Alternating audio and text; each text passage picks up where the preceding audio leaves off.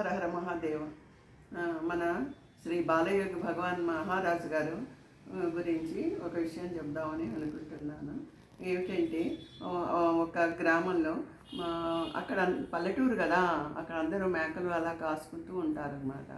అయితే ఒక మహానుభావుడు వచ్చి బాలభగవాన్ గారి దగ్గరికి వచ్చి, మహానుభావ, నాకు ఎన్నో సంవత్సరాల నుంచి పిల్లలు లేరు అని చెప్పేసి ఆయన ఎంతో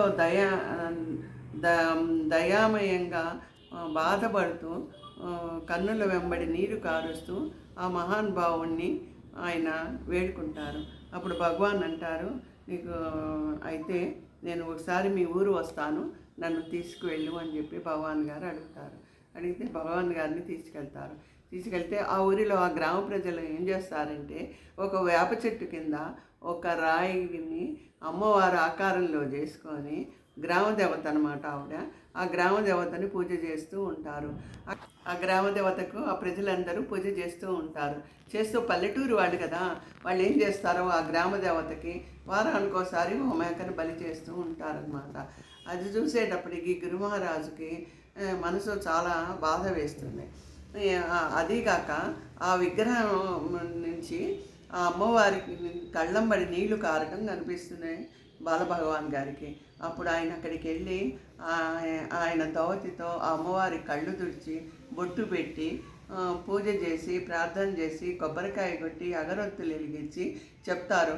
ఒక్క నిమిషం అలా కళ్ళు మూసుకొని అంటారు, అమ్మకి మీరు ఇలా బలి ఇవ్వటం అనేది ఇష్టం ఉండదు కనుక మీరు ఈ బలి ఆపండి అని చెప్పిన తర్వాత అప్పుడు ఆ మేకలు కాసుకునే ఆ మహానుభావుడికి అప్పుడు ఒక మగ సంతానం పిల్లవాడు కలుగుతాడు.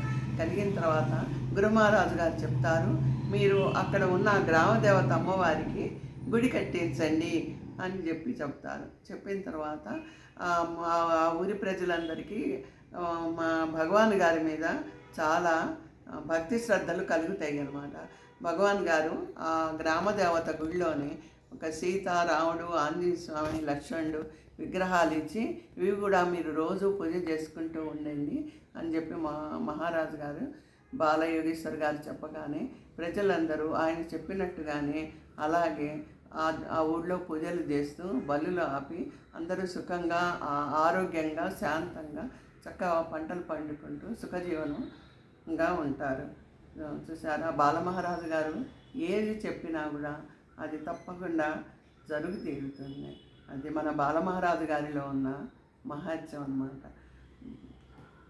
ఆ మహాత్ముడు ఎవరో తెలుసా? ఆయన పేరు ముకుంద మహారాజు గారు అన్నమాట. అది మనం బాలమహారాజు గారి మహత్యం.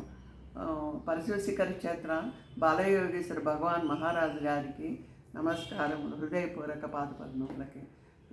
మీ తాడేపల్లి విజయ బ్రహ్మరాంబ. ఈ చెప్పించేదంతా మన గురు మహారాజు గారి నేను కాదు.